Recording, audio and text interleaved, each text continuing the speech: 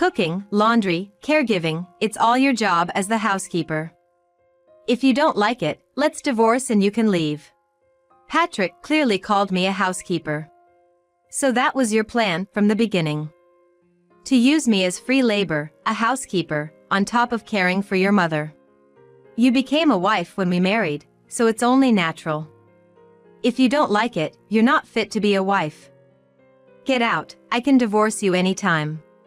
It seemed like an ultimatum as Patrick said this with a sneer. Listen, I am an elite from a top company. You are barely managing that pathetic store because I'm supporting you. Think about that. I understand. It seemed my soft reply reached Patrick. As long as you understand. Remember, you do as I say. I didn't answer him and simply turned around, whispering softly once more. Then you're fired. What? As a result of my actions, the elite husband. My name is Amy Cooper. I am 30 years old. I own a restaurant. Being a young owner is often praised, but originally the restaurant was my father's, and I just took over from him. The chef, who has been with us since my father's time, actually cooks and preserves the taste from when we opened. With the help of such long-standing staff, I've managed to keep the restaurant going. I am still learning. I took over the restaurant at the age of 22, right after graduating from university. I studied economics, which I thought prepared me well, but reality often deviates from the textbook. I've made several mistakes and felt quite down at times, but I've managed to keep the restaurant running. I consider myself quite fortunate. About 5 years after taking over the restaurant, a man started visiting the restaurant. He would later become my husband, Patrick. One day, several men in suits came to our restaurant. One of them was Patrick, who liked the taste and started visiting regularly. They were employees of a major food manufacturer, exploring various restaurants for research. I've been interested in this restaurant for a while, but it's either too prominent in town or too far on the outskirts, so I ended up passing by. Yes, I understand. It's kind of in an awkward location. I said that, and Patrick smiled shyly. He seemed honest and genuinely nice. Our restaurant is indeed located in such a place. But the taste is reliable, and many have fallen in love with it, continuing to patronize it for many years. The taste is great. I've become a fan. True to his word, Patrick became a regular and often chatted with me, the owner. Patrick graduated from a top university and worked for a famous company. He was the picture-perfect elite. I had never been close to such a person before. Not only was Patrick competent, but he also looked good. Tall and handsome, he was undoubtedly popular. Patrick was 7 years my senior, and at the time, he was 34. I assumed he was married, but he laughed and said he was single. Work, always work. I've been so focused on it that I reached this age without realizing it. It's quite sloppy of me. His casual demeanor, humorous storytelling, and gentle tone were unlike an elite's. Before I knew it, I had fallen for him. It must have been unrequited love. From his side, I was just a restaurant owner and a regular customer. Yet, unexpectedly, he proposed one day. Amy, would you consider dating me with marriage in mind? I couldn't believe it. My heart raced, and I was in disbelief. How could such a wonderful person have feelings for me? It felt like a dream. As if a prince on a white horse had come to sweep me away. I felt like the protagonist of a fairy tale, intoxicated by the dream, and I answered. Yes. A year later, Patrick and I got married. But this fairy tale didn't end with happily ever after. After we married, the second chapter of our story turned as dark as a book painted black. Hey, you're my wife now. You understand what that means, right? Until then, Patrick had always called me Amy, but he started speaking this way soon after we registered our marriage. Yeah, I'm your wife now because we're married. I was confused by the sudden change in his tone and could only respond that way. Then Patrick suddenly shouted, "What kind of response is that? I'm your husband, you should reply more politely with honorifics. A wife should respect and honor her husband, don't you even know that?" I was too shocked to reply immediately. It was as if someone else had taken over Patrick. From prince to tyrant. Which witch had cast such a spell? Listen, I'm an elite, you know that? You have to become a wife worthy of me. I'll train you for that, so be prepared. From that day, Patrick continued to command me. First, he demanded perfect housekeeping from me. Make sure the room is perfectly tidy at all times, so it's ready for anyone who might visit. That's the wife's job. Don't embarrass me. Having grown up in a restaurant, honestly, our home was never in perfect order. My father was always in the kitchen, and my mother helped in the shop. It was impossible to keep the house perfectly tidy. Both my parents did clean up when they noticed something, but managing the restaurant while raising me, even many hands weren't enough. My paternal grandparents lived far away, but during busy times, my maternal grandparents took care of me. That was just enough to keep our life going. I have the restaurant to run as well, it's just too much. Don't make excuses before even trying. Don't you even want to try? I said I would do my best for now, and managed to settle the conversation, but after actually trying, I realized it was impossible. You know, I have to manage the restaurant too, can't I outsource some housework? It's not that I didn't want to do any housework at all. I just wanted to hire a housekeeper for the parts one couldn't manage, but Patrick didn't like the idea. Why should we waste money like that? The best thing about a housewife is that she works for free. I was shocked by his words. A housewife's merit is to be used for free. So that's how Patrick saw me. That's when I clearly understood. That small restaurant, who knows when it might go under? You're lucky to have found a way to be supported by me. Be grateful and serve me well. During our courtship, he had praised me for taking over the management from my parents at such a young age. That was one of the reasons I fell for him. Though it's a small shop, it's precious to me, and he used to praise my determination to keep it going. Just keep the shop insured. If needed, we can sell it. Even a place like that must be worth something. But if it starts losing money, quit immediately. It's not worth running at a loss. That's how far he went. That was your intention. I will never let go of that shop no matter what. Just do your best. But don't forget that I'm allowing you to keep it as a hobby out of my kindness. It means I care about you that much.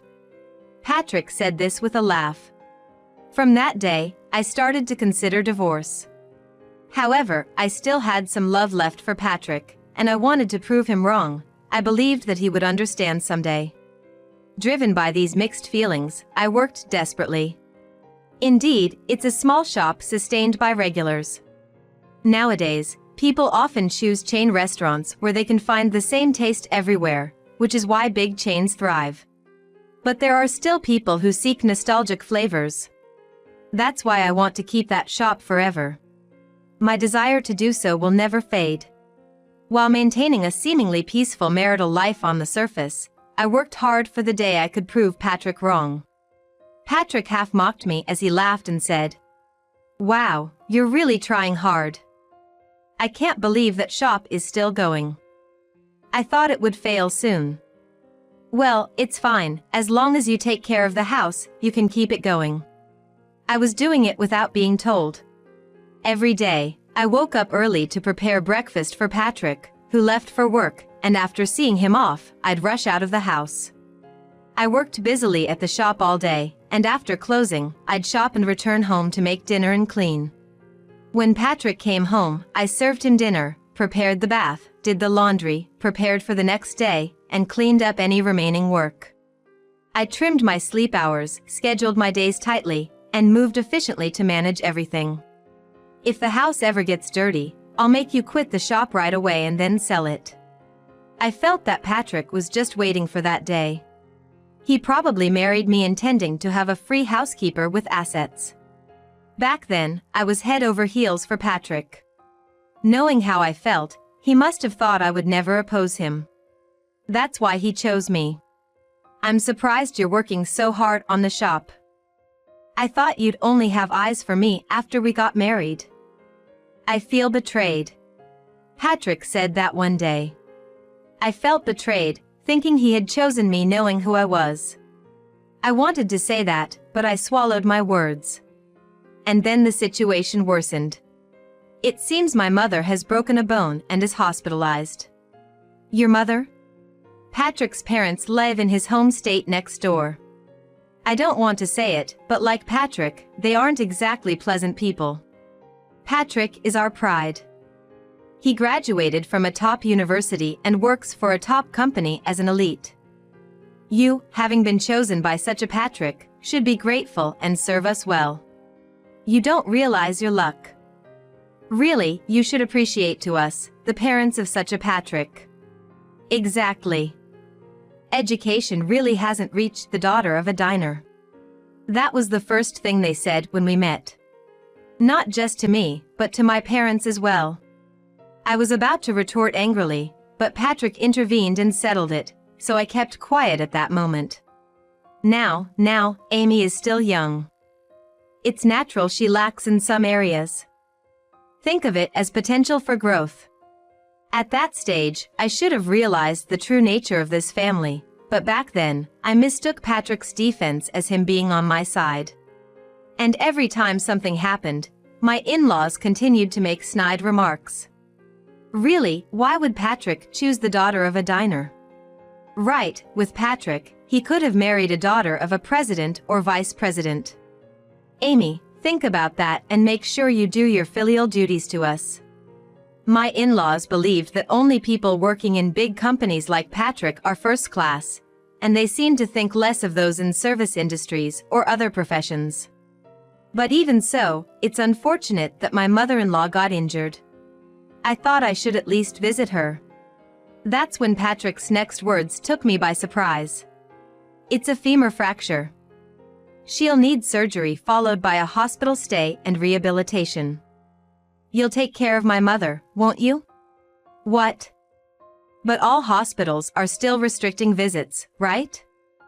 I might be able to visit or bring some items, but I can't take care of her. Who said anything about in the hospital? I mean after she's discharged and comes to live with us. I didn't understand what he meant for a moment. While I was silently thinking, Patrick made his intentions clear. You're slow, aren't you? When my mother is discharged, my parents will live here with us. What? What, you have a problem with that? Of course, I do. I was already fed up with living just with Patrick, let alone the thought of living with those in-laws. I cannot take care of your mother. I firmly refused. I have the store to run, it's impossible. It would be better to leave your mother's care to professionals. Why should we pay someone else when you're here? Then quit the store. Sell it and use that money for the family. Patrick made an outrageous demand. I will not sell the shop. And I won't take care of your mother. Cooking, laundry, caregiving, it's all your job as the housekeeper. If you don't like it, let's divorce and you can leave. Patrick clearly called me a housekeeper. So that was your plan from the beginning. To use me as free labor, a housekeeper, and on top of that, to take care of your mother. You became a wife when we married, so it's only natural. If you don't like it, you're not fit to be a wife. Get out, I can divorce you anytime. It seemed like an ultimatum as Patrick said this with a sneer. Listen, I am an elite from a top company. You are barely managing that pathetic store because I'm supporting you. Think about that. I understand. It seemed my reply reached Patrick. As long as you understand. Remember, you do as I say. I didn't answer him and simply turned around, whispering softly once more. Then you're fired. What? He didn't hear well this time and asked again, but I didn't repeat myself. There are several preparations to make, it's impossible right now. Ah, there's still time until my mother is discharged. They say she needs to stay in the hospital for at least a month. If you manage by then, that's fine. Patrick thought I had meekly agreed and smiled contentedly as he went off to bed. I had been making various preparations for the past 2 years. All for this moment. Yet, I had still hoped somewhere deep down that Patrick would return to the man he was before we got married. I had chosen him because I loved him so much, and I didn't want to believe that those happy days were a lie. But my hopes were consistently dashed. I had to make a decision. I was ready. Hello, it's me. Yes, it didn't work out. No choice then, let's take action. I called someone and decided to move forward. A month later, a piece of news made the economic section of the newspaper. It reported that a large amount of stock in the food manufacturer Patrick works for had been bought, and it seemed it would come under the umbrella of a certain restaurant group. What is this? Patrick, frustrated, pulled the newspaper from side to side and tore it in half. This is no joke. Our company is top tier. And now it's being acquired by some lousy diner group. He crumpled the torn newspaper and threw it against the wall. Damn it, what's going to happen now?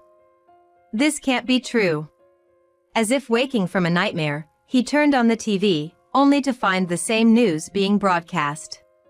It seemed the acquisition was indeed a reality. Damn it, why is this happening?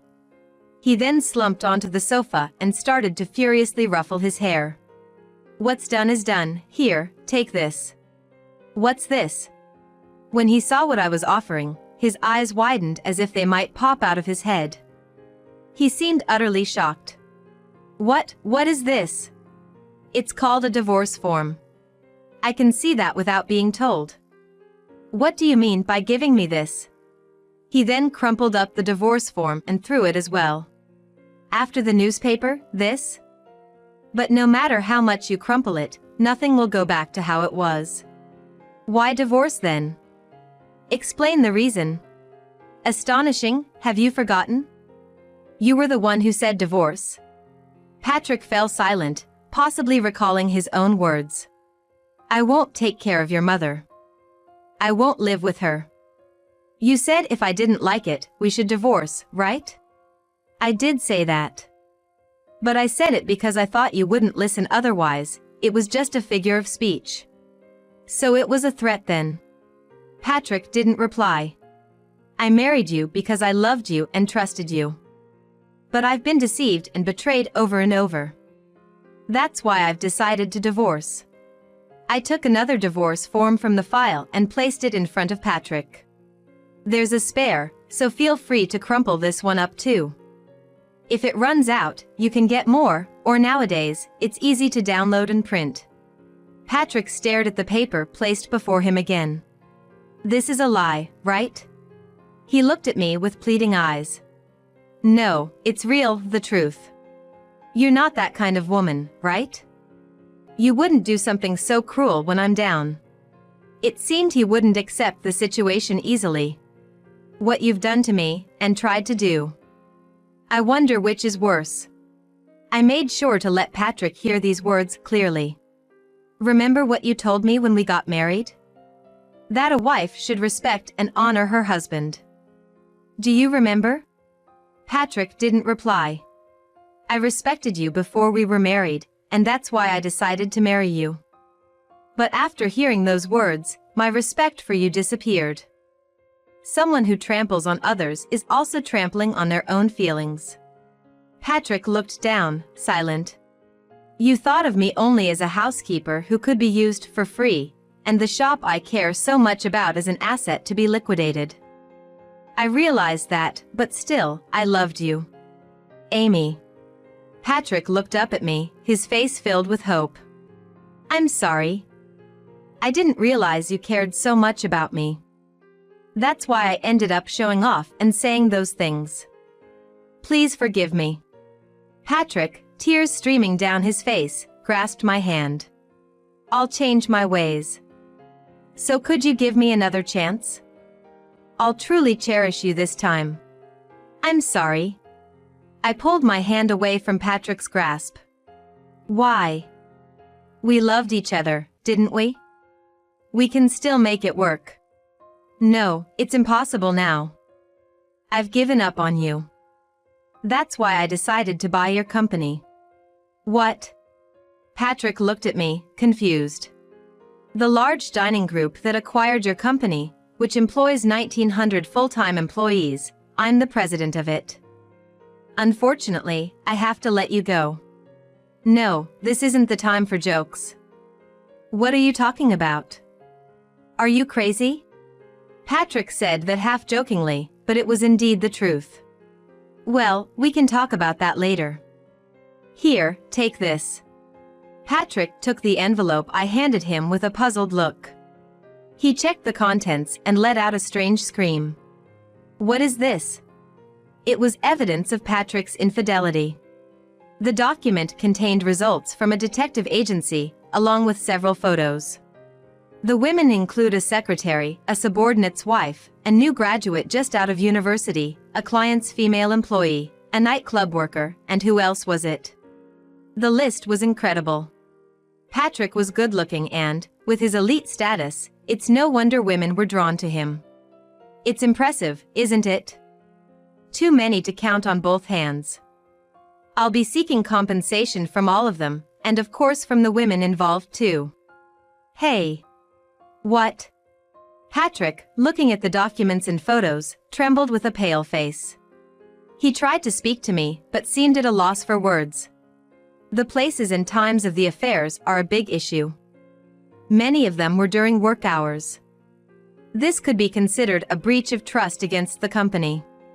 The documents detailed the times and places of supposed business outings, business trips, and client entertainment, which were actually times he spent with women. Have you been investigating me like this all along? Yes, I have. That's low. Patrick threw the documents and photos at me. You used the money I earned to investigate me like this? No, I haven't spent a single penny of your money. That's a lie. There's no way you have that kind of money.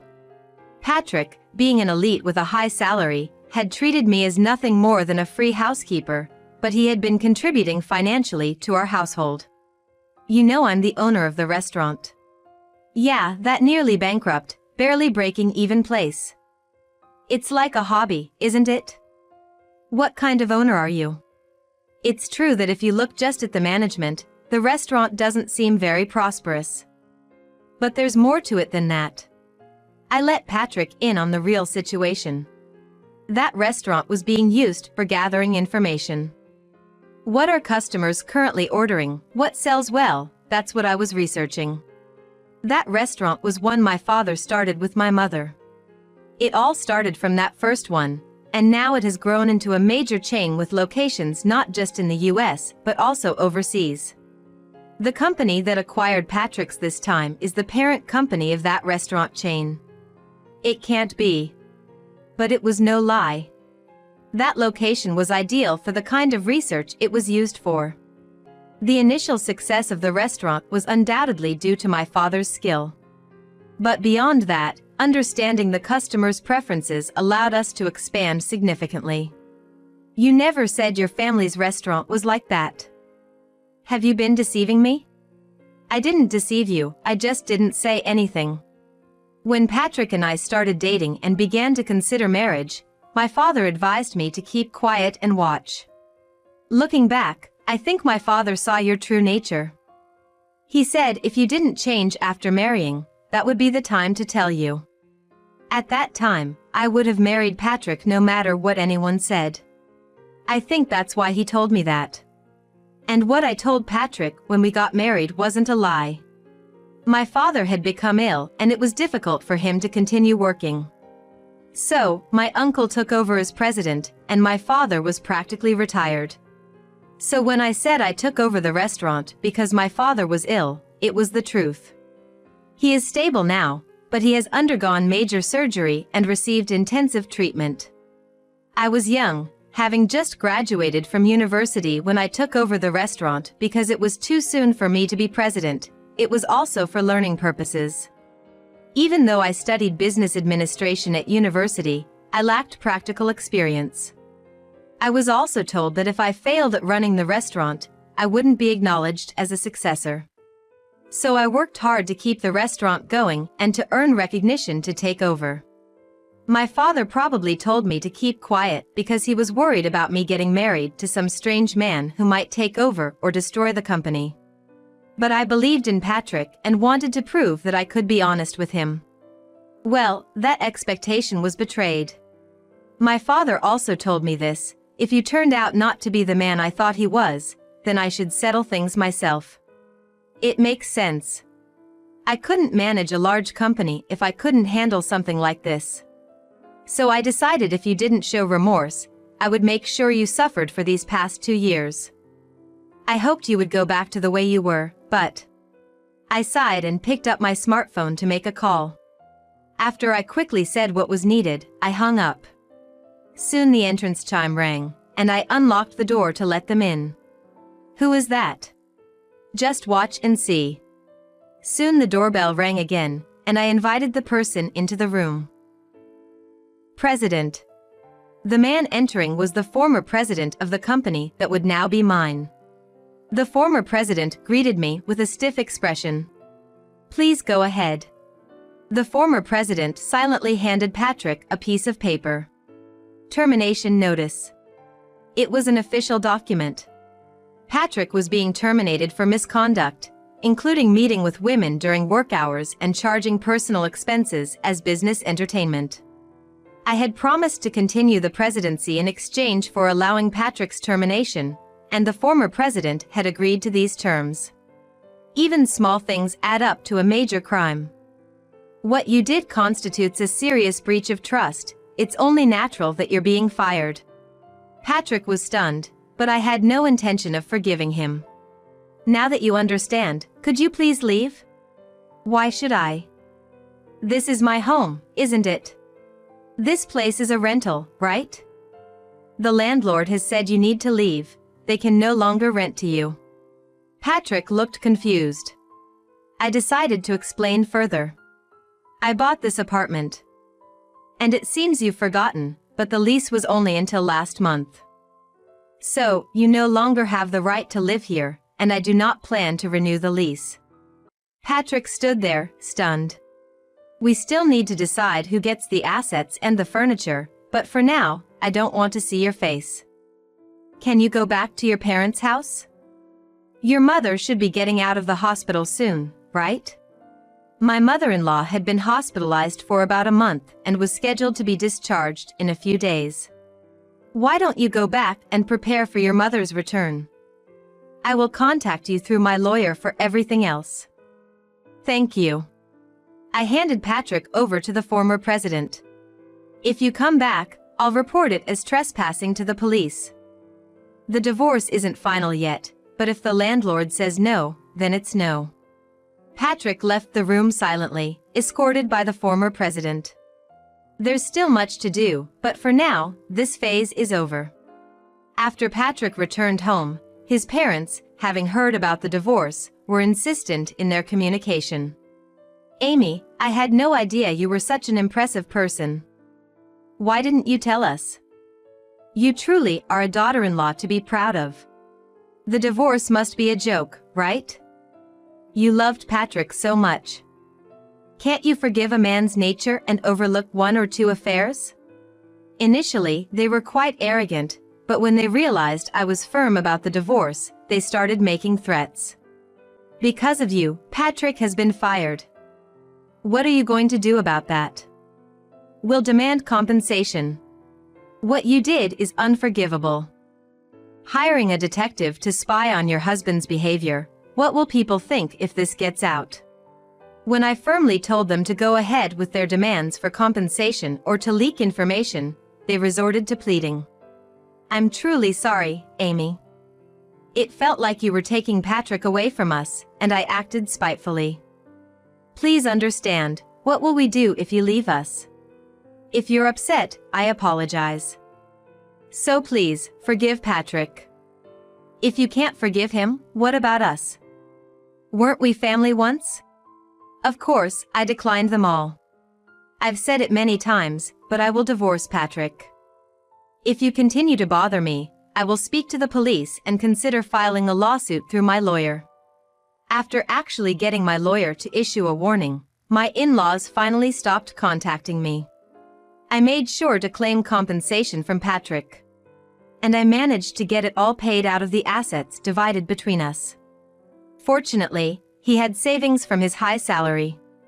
He has lost his job and savings and now lives back at his parents' home, ironically working in the service industry he once scorned, working from early morning till late at night.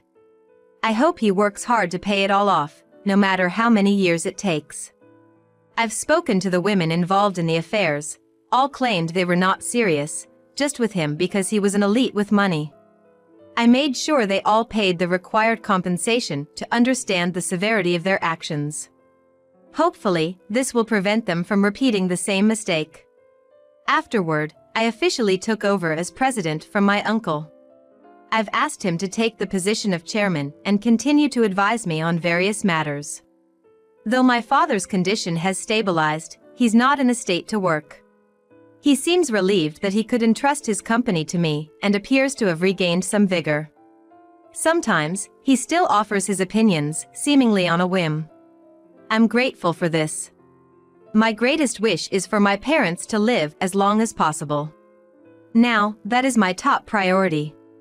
I regret causing them to worry by getting involved with such a man. I've managed to settle things on my own, and it seems my father now respects me as a business owner.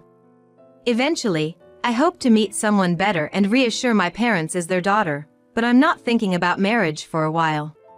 The company is my child now. I want to grow it larger and more respectable. As a president, I'm just starting to take my first steps. And I believe a bright future shines ahead on this path. Of course, I continue to run the original restaurant. It's the starting point for my parents and for me. It's my very first child that I want to cherish forever. I intend to always treasure it to never forget my beginnings.